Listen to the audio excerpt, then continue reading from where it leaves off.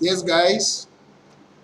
So हमने first part of session we talked about CA, CS, CMA, Indian domestic, CPA, CIMA, CFA and so on. ACCA वगैरह जो international degrees होती है इसके बारे में अपन ने बात किया.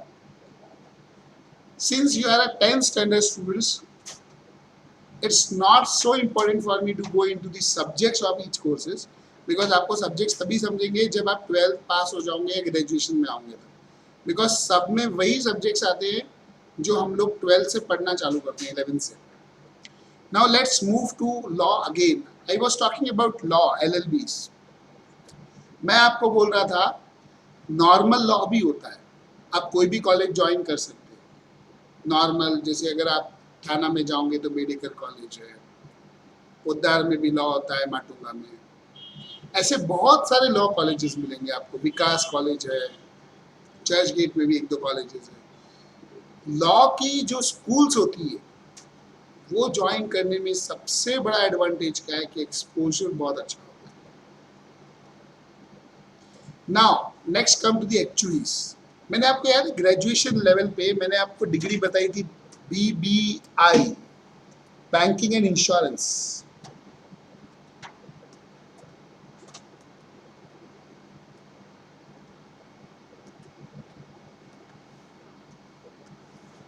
देखो BBI करके डिग्री बताई थी मैंने, बैंकिंग एंड इंश्योरेंस. तो लोग जो इंश्योरेंस कंपनी में काम करना चाहते हैं वो लोग हमेशा एक्चुअलीज प्रीफर करते हैं. इंश्योरेंस कंपनीज एक्चुअलीज को रिक्रूट करता है. एक्चुअलीज बेसिकली काम क्या करते हैं? एक्चुअलीज लोगों का काम क्या होता है, जैसे हम लोग पॉलिसी लेते हैं कोई भी, जनरल इंश्योरेंस लो, लाइफ इंश्योरेंस लो, हम लोग प्रीमियम भरते हैं 10,000 और हमारी कवरेज होती है 10 लाख, 20 लाख, 50 लाख. सपोज करो आपने इंश्योरेंस पॉलिसी ली, 10,000 प्रीमियम भरा और पॉलिसी थी आपकी 20 लाख की. अगर आप मर गए तो कंपनी को 20 लाख देने पड़ेंगे. तो कंपनी जो हर साल प्रीमियम रिसीव करती है उसमें से एक प्रोविजन बनाती है अलग से कि इस बार कितने लोग मर सकते हैं, तो हमें कितना अमाउंट रिजर्व करना चाहिए क्लेम पे करने के लिए. वो जो कैलकुलेशंस है वो एक्चुअलीज करते हैं. एक्चुअलीज का कोर्स लॉन्ग ड्यूरेशन कोर्स है. नॉर्मली मैंने देखा है 8 से 10 साल लग जाते हैं बनने को. दूसरा, एक्चुअलीज के कोर्स के लिए मैथ्स बहुत बहुत स्ट्रांग होना चाहिए और मैथ्स में भी डेरिवेटिव, इंटीग्रेशन, फंक्शंस, ये वाले चैप्टर्स अगर आपने सुने होंगे तो, नहीं सुने होंगे तो जब आप 11th-12th मैथ्स लोगे तो उसमें चैप्टर्स आते हैं.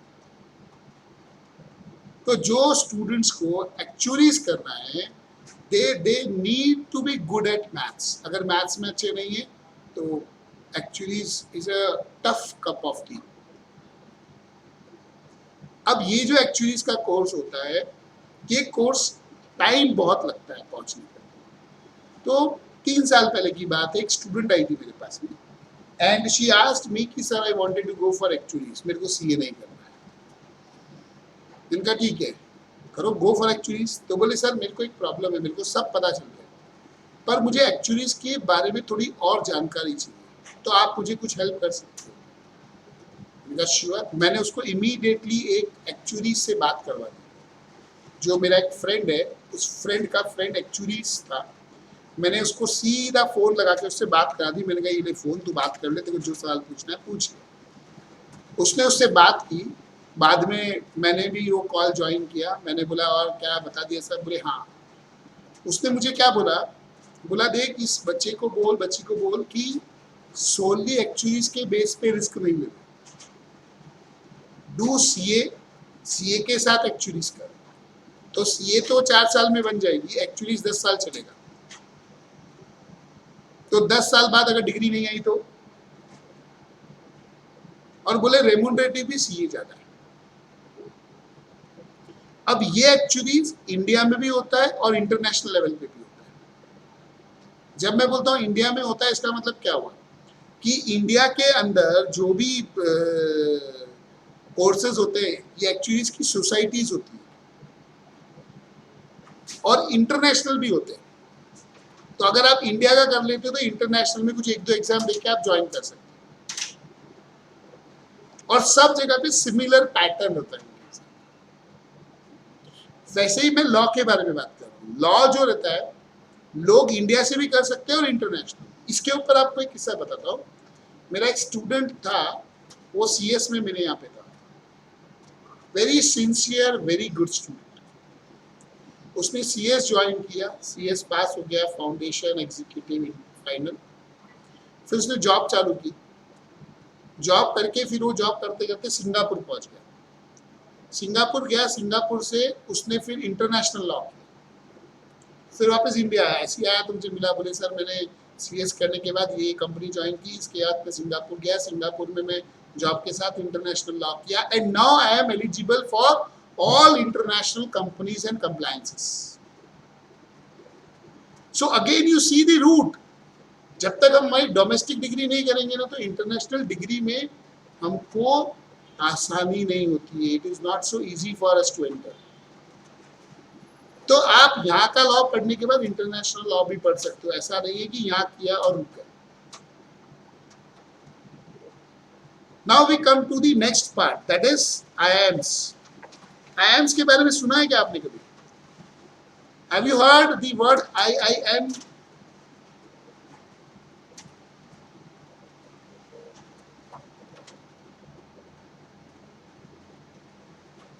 Indian Institute of Management is the full form of IIMs. जैसे आईआईटी सुना है आपने? IIT, Indian Institute of Technology, engineering का best institute all over world. वैसे ही IIMs is the best MBA institute. Basically वो एमबीए इंस्टीट्यूट से भी ज्यादा it is B school. It is a form of B school. B school क्या होता है उसमें मैं बाद में आऊंगा। Let us talk like MBS. ये जो आईआईएम्स होता है इसमें बेसिकली एमबीए करवाते हैं, पर ये नॉर्मल एमबीए जैसा नहीं होता है। एमबीए के छोटे मोटे कॉलेज भी होते हैं, आप वहाँ पढ़ोगे तो आपकी वैल्यू उतनी नहीं बढ़ती, पर आप अगर आईआईएम से एमबीए करते हो तो आपका वैल्यूएशन बहुत बढ़ जाता है। बिकॉज आज अपन जानते हैं आईआईटी से जो बच्चा पास होता है उसकी वैल्यू कितनी होती है, बस वैसी ही वैल्यू आईआईएम्स की होती है। अब प्रॉब्लम क्या है कि जो बच्चे आईआईटी करते हैं उसमें से 60% बच्चे, एटलीस्ट 60% बच्चे ट्राई फॉर आईआईएम्स। मतलब वो इंजीनियरिंग करने के बाद आईआईएम्स के अंदर जाने की कोशिश करते हैं। अब इसका रीजन क्या है कि वो लोग आईआईटी कर लिए, मतलब उनको प्रोडक्शन के बारे में समझ गया, प्रोडक्ट बनाने के बारे में समझ गया, इन्वेंशन समझ गई, समझो उसने कोई प्रोडक्ट बनाना भी सीख लिया, पर उस प्रोडक्ट से पैसा कैसे कमाने का वो आईआईएम्स में जाके सीखता है। So the people in IITs they try for IIMs.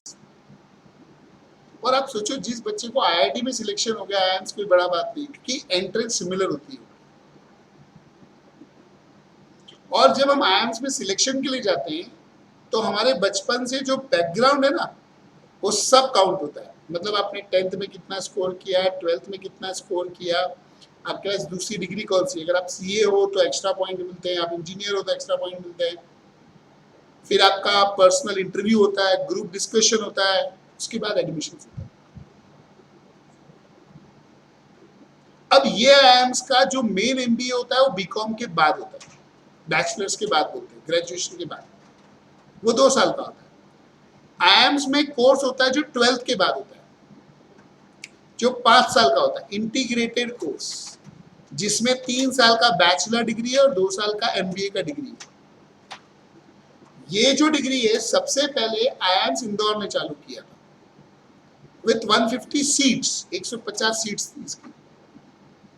15,000 application आती थी इसके लिए, 12,000 से 15,000 के बीच में एप्लीकेशन, और 150 स्टूडेंट्स ही सिलेक्ट हुए।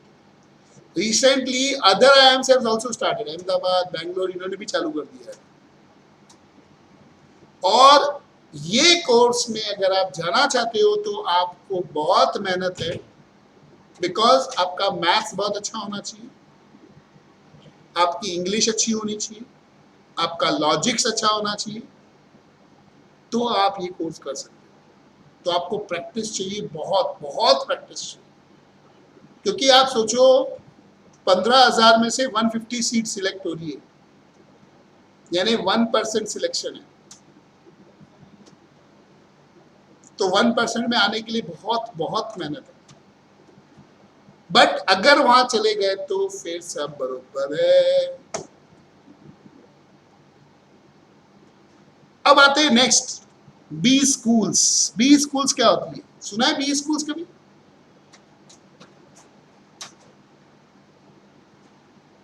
क्या? नहीं, बिजनेस स्कूल्स। ये जो स्कूल्स होती है इनकी अलग एक पूरी बोलते ना एक चेन है बी स्कूल्स की, एक अलग चेन है इनकी। ये जो बी स्कूल्स होती है, ये बी स्कूल्स हमको रियल लाइफ बिजनेस में एनवायरनमेंट में कैसे काम करना है वो सिखाती है। Minimum fees of any B school is $1 lakh. $1 lakh मतलब कितना हुआ? मिनिमम 70 लाख। और इनकी एग्जाम्स होती है एंट्रेंस। ये बी स्कूल्स इंडिया में भी है, बाहर भी है, इनकी पूरी ग्रुप रहती है। इनकी एंट्रेंस में टॉफेल देनी पड़ती है। टॉफेल एक इंग्लिश की एग्जाम होती है, आपने सुना होगा, जीआरई, जीमैट, टॉफेल, ये सब बी स्कूल्स की एंट्रेंस एग्जाम्स होती है। कुछ मेडिकल की, कुछ इंजीनियरिंग की, सब अलग अलग एग्जाम्स होती है। ये नाम मैं आपको सुना रहा हूँ, आपने सुना होगा। टॉफेल तो सबको ही देनी पड़ती है, इंग्लिश एग्जाम्स होती है। बाकी जीमैट, जीआरई अलग अलग होती है, कोई इंजीनियरिंग के लिए होती है, कोई एमबीए के लिए होती है, इससे सिलेक्शन होता है। और ये भी स्कूल्स का सिलेक्शन का क्राइटेरिया भी बहुत कड़क होता है। अगर समझो आपने सीए किया, सीए में आपको रैंक है through out, foundation, inter final, या समझो इंटर फाइनल या फाइनल, ये जो 70 लाख की फीस है ना 5 लाख हो जाएगी। They will give you scholarship of 65 lakhs, क्योंकि वो जानते हैं कि जो बच्चा सीए में रैंक लाया है ऑब्वियसली वो इंटेलिजेंट है। और इसीलिए बी स्कूल्स में आप डायरेक्ट एडमिशन कभी नहीं लेते हो, पहले आप एक प्रोफेशनल डिग्री लेते हो फिर बी स्कूल में जाते हो। मतलब आपने सीए कर लिया, 1-2 साल जॉब कर लिया, या सीएस कर लिया, 1-2 साल जॉब कर लिया, इंजीनियरिंग कर ली, 1-2 साल जॉब कर ली, then you try for B schools. IIMs भी बी स्कूल्स ही है एक तरह की। आईआईटी के अंदर भी बी स्कूल्स है, आईआईटी के भी मैनेजमेंट कॉलेजेस है, वो बी स्कूल्स में आते हैं। हैदराबाद में सुना होगा आपने, एक बी स्कूल है। सो ये जो बी स्कूल्स होती है ये रियल लाइफ सिखाती है। एक नॉर्मल बच्चा नॉर्मल चिल्टूर कॉलेज से एमबीए करता है, उसको कितना पे मिलता है? 20,000 पर मंथ, 25,000 पर मंथ। थोड़ा अच्छा कॉलेज 40,000 पर मंथ। आप आईआईएम्स वगैरह से निकलते हो एमबीए करके 1 लाख से 5 लाख के बीच में पर मंथ। आप बी स्कूल से निकलते हो 1 करोड़ सैलरी है आपका साल का। तो वहां पर वो सिखाते ही वैसा है। अब मैं आपको मनी टर्म्स में क्यों बता रहा हूँ, क्योंकि मोस्ट ऑफ दी बच्चों को यही जानने का रहता है रिवॉर्डिंग कौन सा है। पर आप सोचो जो जितनी हाई डिग्री रहेगी उसकी वैल्यूएशन भी उतनी होती है। Now let me take you to the last part of the session, जो मैंने बोला ना सरप्राइज कोर्सेज है, which are public services. IRS, IAS, IPS, IRS Indian revenue service, IAS Indian administrative service, IPS Indian police service, ये सब courses होते हैं जो गवर्नमेंट वाले हैं।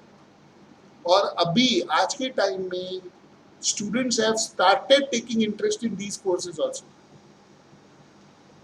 बहुत सारे बच्चे सीए, सीएस, सीएमए या कुछ भी एमबीए करने के बाद they give entrance exams for this. जो इनके एंट्रेंस एग्जाम होती है, यूपीएससी, एमपीएससी, इनकी एग्जाम्स होती है, उसके बेस पे सिलेक्शन होता है।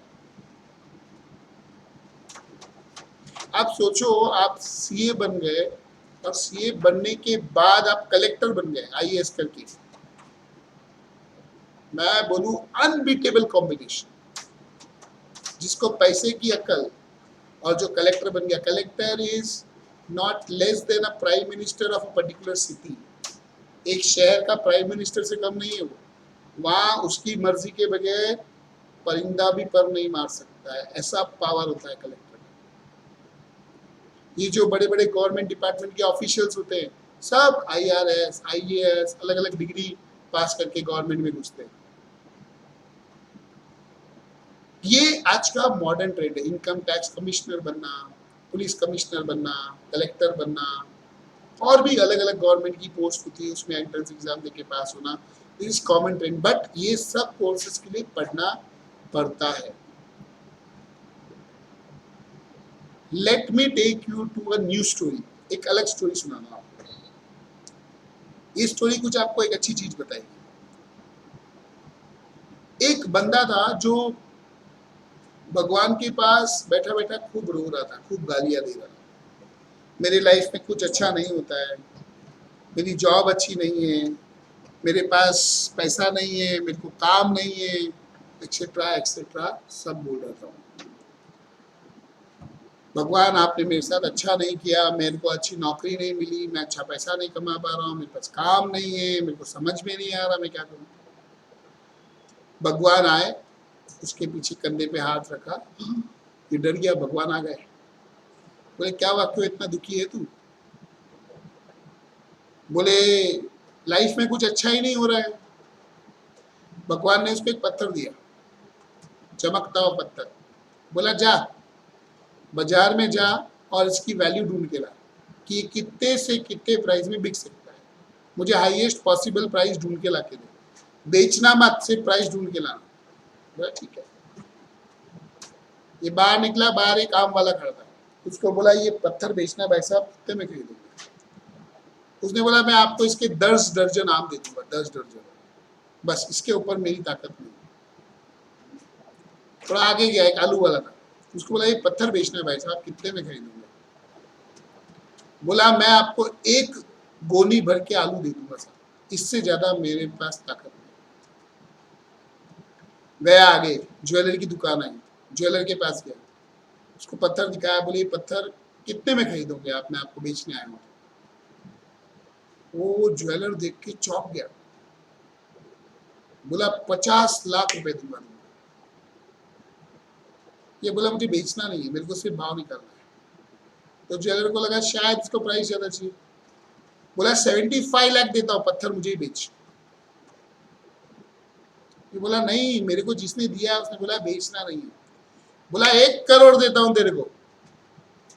ये बोला अरे मुझे बेचना नहीं, सिर्फ भाव निकालने आना है। ज्वेलर को गुस्सा आ गया, जब बेचना नहीं तो दिखाया क्यों, भागे से। ये पत्थर लेके बाहर निकला, थोड़ा आगे गया, एक हीरे जवाहरात की दुकान दिखी, जौहरी बोलते ना, वहां घुसा और वहां पर उनको पत्थर दिखाया। बोला ये पत्थर मुझे बेचना है, अब क्या प्राइस दूंगे? जौहरी बोला ये पत्थर तुम्हें मिला कहां से?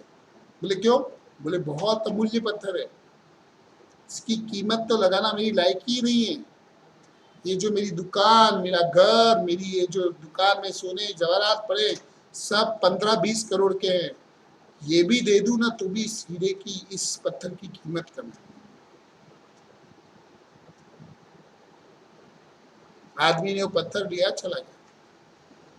भगवान के पास गया, बोला ऐसे ऐसे मेरे साथ हुआ। एक जन बोला 10 दर्जन आम दूंगा, एक बोला 1 बोरी भर के तुम्हें मैं आलू दूंगा, दूसरा बोला मैं तुम्हारे को 1 करोड़ दूंगा, फिर एक ने बोला ये तो अमूल्य पत्थर है। भगवान बोला क्या समझा इससे? भगवान बोले देख, ये पत्थर की कीमत आलू वाला और आम वाला नहीं जानता, जौहरी और ज्वेलर जानता है। वैसे तू एक हीरा है जिसकी कीमत एक जौहरी जानता है, तू वो प्रॉपर जौहरी ढूंढ। बस गाइस, यही बात अपनी स्टोरी का कंक्लूजन है। आप सब ना डिफरेंट हो, एक एक स्टूडेंट एक एक हीरा है। ऐसा जरूरी नहीं कि आप सब जन एक ही फील्ड में एक्सेल करो। किसी का दिमाग मैथ्स में चलेगा, किसी का दिमाग थियरी में चलेगा, किसी का दिमाग किसी और चीज में चलेगा। सब अपने अपने फील्ड में एक्सेल करो। लेकिन आपको एक प्रॉपर मेंटर चाहिए जो आपकी बात सुने, आपकी फील्ड समझे और प्रॉपर सिलेक्शन दे। और ये टाइम है 11-12 का, क्योंकि 11-12 के समय हम कुछ नहीं करते। वो टाइम होता है जब हम नई नई स्ट्रीम्स पढ़ते हैं और हम समझने की कोशिश करते हैं। जितना आपको एक्सपोजर मिलेगा उतना आप अच्छे बनोगे। ये टाइम होता है एक्सपोजर लेने का।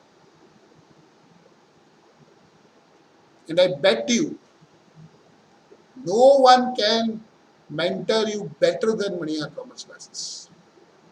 मेरे पास स्टूडेंट से भी आप पूछ सकते हो।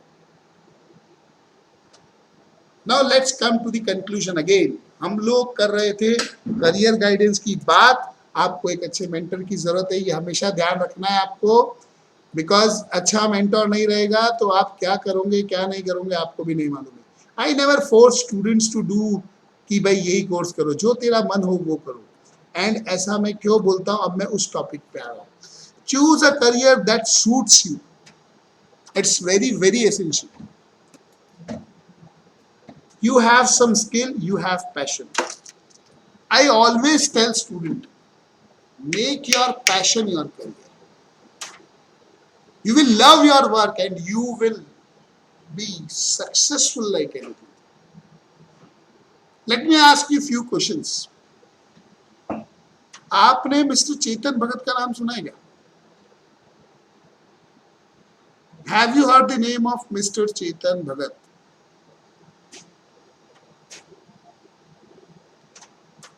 हाँ पूर्वा, सुना है? नहीं सुना है। सिद्धार्थ ने भी सुना है। कोई है ऐसा जिसने सुना है? मनीष, अंकुश, सनिका, योगिनी, प्रियंका, अरे किसी ने तो सुना होगा। भाविक, अच्छा एक मूवी आई थी 3 इडियट्स, याद है क्या? 3 बेवकूफ, देखी थी क्या? That was based on novel of mister Chetan Bhagat. एक और मूवी याद दिलाता हूँ, 2 स्टेट्स, याद है? 2 स्टेट्स,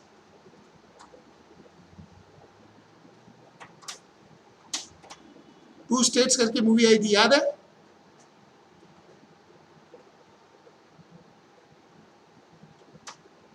यूट्यूब पे जाओ, 2 स्टेट्स मूवी देखो, ऑसम मूवी है, बिल्कुल यंगस्टर कॉलेजिएट मूवी है। ऐसी सब मूवी आपने नहीं देखी, कैसे मैं विश्वास करूं आप पे? ये सब मिस्टर चेतन भगत के नॉवल पे बेस्ड है। अगर आपको चेतन भगत के बारे में पता होता ना तो मैं बहुत कुछ बोलता था, but let me share some experience. Mr. Chetan Bhagat has done his engineering from IITs. He did his MBA from IIMs. And now he is writing books and novels. Can you tell me, is there any connection between his studies and the work he is carrying on?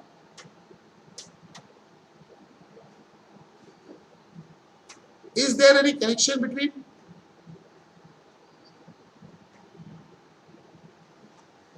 अब मैं आपको बताता हूँ, आपके अंदर जो skill और जो पैशन होता है ना, वो एक दिन में बाहर नहीं आता है। कब बाहर आएगा, कब हमें पता चलेगा, ये एक बोलते ना एक हिडन सस्पेंस वाला पार्ट है। तो इसीलिए हमें हमेशा पढ़ाई करते रहनी चाहिए और हमें हमेशा बेस्ट कोर्स सिलेक्ट करना चाहिए। He did best studies. समझो, मेरे को ऐसे लगता है, this is my forecast and my analysis या vision.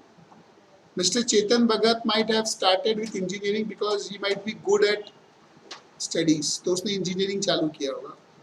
He did his IITs, IITs के बाद जॉब वॉब के लिए गए होंगे, पर मशीनों की भाषा समझ में नहीं आई होगी, तो डैडी को बोले होंगे यार मुझे कुछ समझ में नहीं आ रहा है।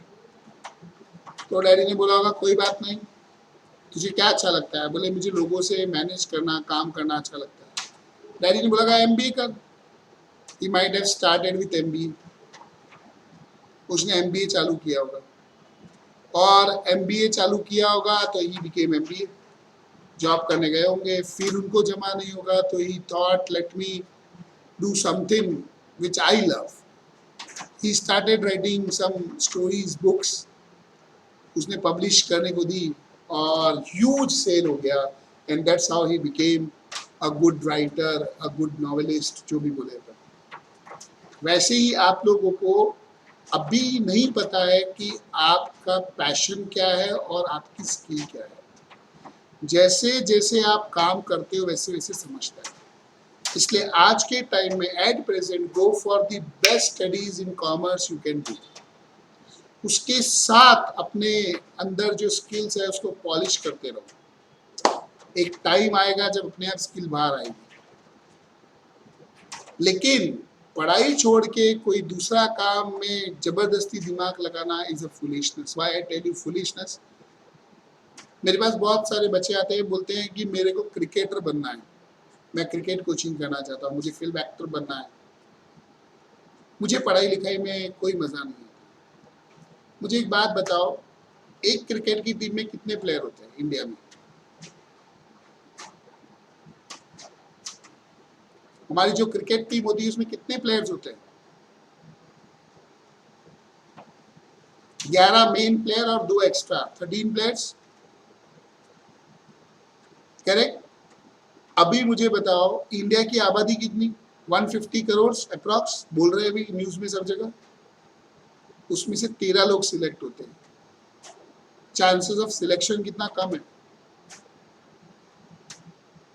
कितने सुपरस्टार्स को आप जानते हो जो एक्टिंग में सुपरस्टार है? You can count on your fingers,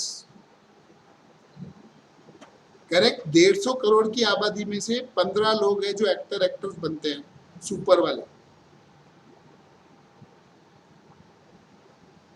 कितने इंजीनियर डॉक्टर्स को जानते हो जो पढ़ाई चालू किए और बन गए CA, CS, engineer, doctors, MBS? Almost all. So सबसे लीस्ट रिस्की फील्ड कौन सी है? पढ़ाई। यहाँ हम कॉलेज में जाएंगे, पढ़ेंगे, पास हो जाएंगे, नौकरी लग जाएगी, that is normal trend. But हम जो चाहते हैं करना वो भी तो करना है हमें। तो हम साइड में ये करे जा रहे हैं, हम सीए अच्छा लग रहा है, सीए ज्वाइन किए, पढ़ रहे, पास हो गए। समझो आपको मालूम नहीं था कि you are a good actor, पर आप जब सीए बनने के बाद कंपनी में जॉब कर रहे हो, आजकल हर कॉर्पोरेट में कैसा रूल होता है, दे कीप रेगुलर इंटरवल पे some shows for employees. Weekends पे शो रखते हैं, कैफेटेरिया एरिया के अंदर एम्प्लॉइज को बोलेंगे you need to perform some game, some show, some drama, some dance, some singing. और समझो हम वहाँ पर छोटा मोटा कोई एक्टिंग, कोई डांस कर दिए, कोई हमारे बॉस का पहचान का फिल्म डायरेक्टर आ गया वहाँ पे ऐसे ही देखने, और उसने हमें सिलेक्ट कर लिया। तो दूसरी बात, पढ़ाई करने से हमारी फाइनेंशियल अक्ल सुधरती है, और जब तक हम जिस चीज के लिए पैशनेट हैं वो नहीं मिले तब तक we are fit for something. So guys remember this. मैं आपको और भी बहुत सारे लोगों के नाम बता सकता हूँ जिन्होंने पढ़ाई कुछ और की और बाद में कुछ और फील्ड में गए। तो जो मैंने आपको कोर्सेज के नाम बोले हैं, these are your qualification courses. Your career will be the work, the activity which you are going to do, and that will depend on the experience you take over the period. पढ़ाई आपको एक रास्ते पे लेके जाएगी, उस रास्ते से आपको एक्सपोजर मिलेगा। The final selection of activity is a far distant dream. But अभी अगर हम बेस्ट कोर्सेज नहीं करेंगे तो हम बेस्ट लोगों से नहीं मिलेंगे, हम बेस्ट एक्सपोजर नहीं लेंगे, तो हमें बेस्ट चीजें कैसे पता चलेगी। Let me share you some experience of Maniyar Commerce classes too. Last year we had All India 4th rank in CA final. Correct? In CA final there was जो student जो ऑल इंडिया 4th रैंक लेके आया था वो मेरे पास सिर्फ CA final पढ़ने आया था, क्योंकि मेरे जो पुराने स्टूडेंट्स थे वो लोग उसको पकड़ के लाए थे। उसने फाउंडेशन इंटर कहीं और किया था, and if I am not mistaken inter शायद वो सेकेंड अटेम्प्ट पास हुआ था, और पास्ट में कभी कोई रैंक नहीं थी उसकी। अब आप मुझे बताओ, कुछ तो हमने उसके अंदर वैल्यू एडिशन किया होगा जिसका लाइफ में पहली बार रैंक आई होगी। उसके जस्ट पहले a student secure 31st rank all India CA final. He cleared his inter in second attempt. Inter उसने एक एक ग्रुप करके दिया, फाइनल में आया 31st रैंक। जब उसके डैडी ने प्रोग्राम रखा, फंक्शन रखा, तो उसने हम लोग को बुलाया। His daddy said I always wished my child should bring rank from foundation, but कभी नहीं आई। In the end final Maria sir made my dream come true. So guys, मैं कोच हूं, I am going to coach you in a best manner. पढ़ना आपको है, game आपको खेलना है। And the most crucial part of your life for your further career is your turning point after 10th। Because 10th के बाद you will go science, commerce, arts. और commerce में आने के बाद there are lot many streams जिसका आपको exposure मिलना चाहिए। हम लोग ऑनलाइन सेमिनार लो, चाहे ऑनलाइन लेक्चर्स लो या फिजिकल लेक्चर्स लो, our batch size is restricted to 20 students. हम लोग 20 के आजू बाजू स्टूडेंट को एंट्री देते हैं। अभी आपके आज के सेमिनार में देयर वेर 22 रजिस्ट्रेशंस, तो वी स्टॉप्ड रजिस्ट्रेशन बिकॉज हमको पता है एंड पे सडन टाइम पे कोई ना कोई एंट्री मारता ही है। सो गाइस, ये जो बातें हैं, हम लोग जो स्मॉल साइज बैच लेते हैं, जो हमारे टीचर्स हैं सब क्वालिफाइड है। मैं सीए हूँ, जो दूसरे सर पढ़ाते हैं सीए से, एक मैडम पढ़ाती है सीए है, एक दूसरी मैडम पढ़ाती है वो सीए है, ऑल आर, एक सर है वो इंजीनियर है। इन स्मॉल साइज बैच में बच्चों के साथ अभी देखो ऑनलाइन सेशन भी है, पर मैं आपसे बात कर सकता हूँ क्योंकि मैंने रिस्ट्रिक्टेड लोगों के लिए है। आप माइक ऑन करो, मैं बात कर सकता हूँ। आप वीडियो ऑन करो, अपन देख सकते हैं एक दूसरे को। हमारे आप इंटर के लेक्चर देखना, बच्चे वीडियो ऑन रखते हैं, you will feel like physical classroom.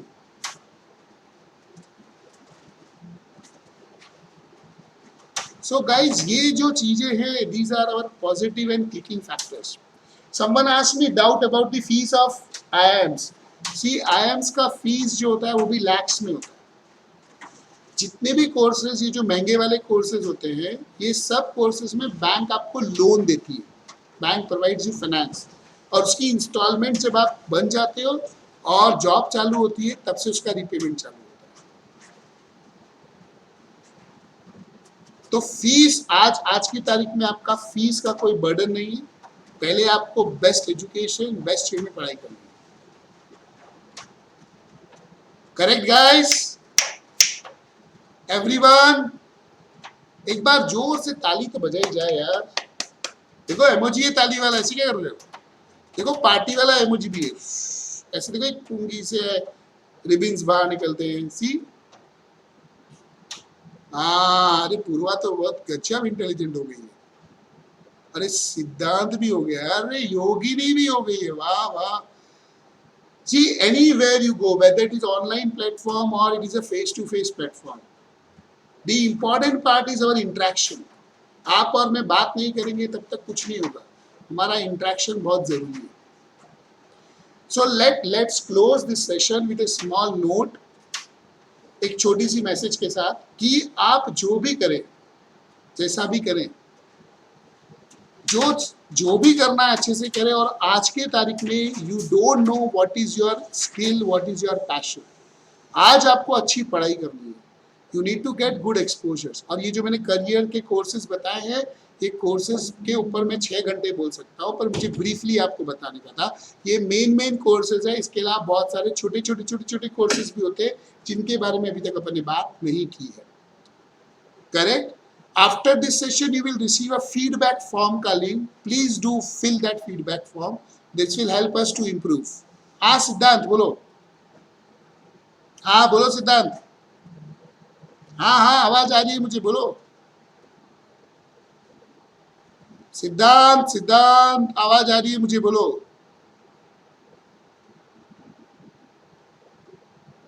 अच्छा, लेट मी कंटिन्यू बिकॉज मुझे लग रहा है सिद्धांत बोल नहीं पा रहा है।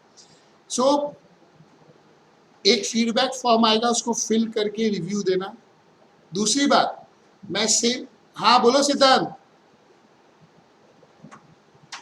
फर्दर अभी कैसा है कि जब हम ये अनाउंस करते हैं करियर गाइडेंस काउंसलिंग, तो हमारा रिस्ट्रिक्शन रहता है 20 स्टूडेंट्स के आजू बाजू पर बैच में, पर सेशन में।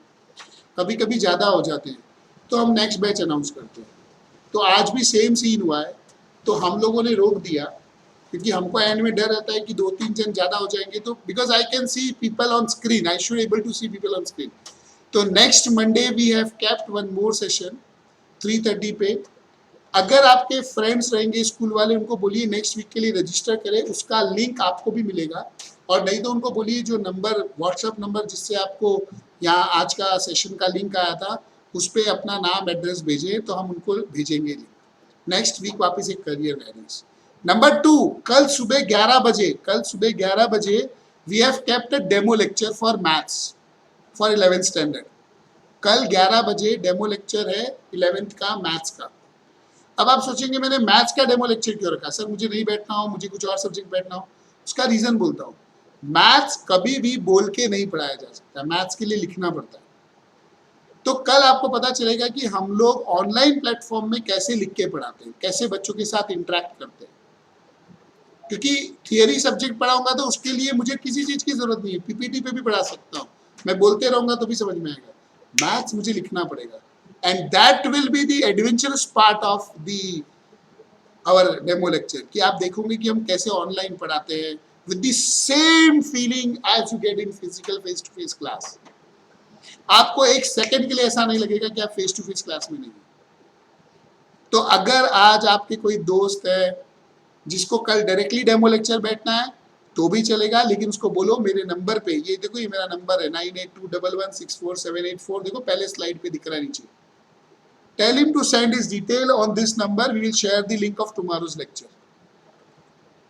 Okay guys, तो कल हम लोग 11 बजे 11th का डेमो लेक्चर मैथ्स का, even though you are not interested in learning maths, do attend because ये डेमो लेक्चर है just to show how we will be teaching on online platform till the time face to face lectures are not started. Once face to face are started, so we can go for face to face. Yes Siddhant, tell me. Siddhant बोलो।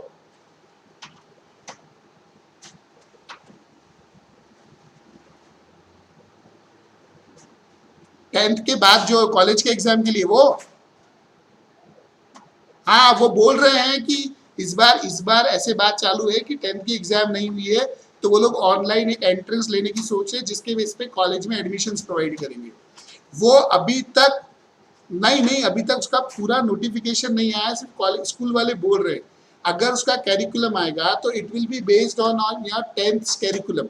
10th में जो आपको थोड़ा science होता है, थोड़ा maths होता है, इंग्लिश होता है, इंग्लिश मैथ्स ये तो कंफर्म है कि रहने ही वाला है, और थोड़ा बहुत आपका सोशल साइंस वाला सब्जेक्ट जो आपको 10th में रहता है। तो ये जो एंट्रेंस एग्जाम होती है इसका ऑब्जेक्टिव है कॉलेज एग्जाम का एडमिशन, और 10th के बेस पर है, तो वो 10th के ही पोर्शन पे बेस्ड रहेगा, 10th 9th 8th थोड़ा उसके बेस पे रहेगा।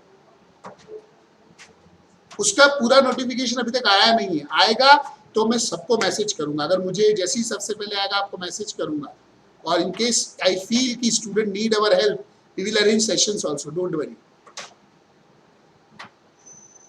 सो कल मिलेंगे 11 बजे गाइस, सब जन आएंगे ना 11 बजे कल 11 o'clock। एक नोटबुक लेके बैठना, पीडीएफ में आपको भेजूंगा जैसे आप सेशन ज्वाइन करेंगे। Okay, and today you will be send a review form, please send the feedback of today's session. Yes yes Naren बोलो। नहीं रजिस्टर करने की जरूरत नहीं, जो आज हो उनको लिंक ऑटोमेटिक आएगा, आप चिंता मत करो। सेम चैट रूम, ये जो आईडी आपको आज भेजा ना इसी पे डेमो लेक्चर है कल 11 बजे। नया आईडी की जरूरत नहीं है, सेम आईडी पे।